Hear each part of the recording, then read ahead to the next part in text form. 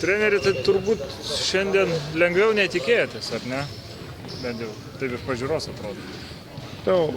Galbūt, bet sakyčiau, rimtai labai ruošiamės ir sakom, kaip ta lietuviška patarlė, trečias kartas nemeluoja ir kalbėjom vyram, kad šitas rungtynės pralaimėjus mes neturim jokių šansų. Tai nežiūrint į tai, kad vėl traumuotų būrys ir vyrai iš tikrųjų, sakant, rimtai dirbo, susikoncentravę išėjo žaisti ir antroji pusėje net buvo malonu žiūrėti, kada iš tos tokios įtampos ar pasiruošimo, tokio susikaupimo, net pamatėm tokių gražių perdavimų, gražių tokio laisvo žaidimo, improvizacijos, tai man kaip treneriai labai smagu, kad reikia rimtai dirbti, bet neužmiršti, kad tai yra žaidimas ir reikia suteikti džiaugsmo ir žiūrovam, ir patiems savo galų gale, ne vien tik tai vežti tą vežimą, bet pradžioje, aišku, reikia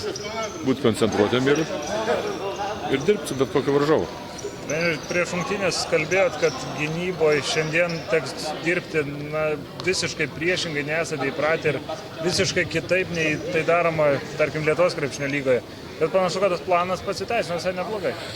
Aš manau, kad pasiteisino, todėl kad ir aš džiaugiuosi, kad mes šitaip ir nežaidžiam, bet žaidėjai yra profesionalai, puikiai viską suprato ir padarė iš tikrųjų neblogai.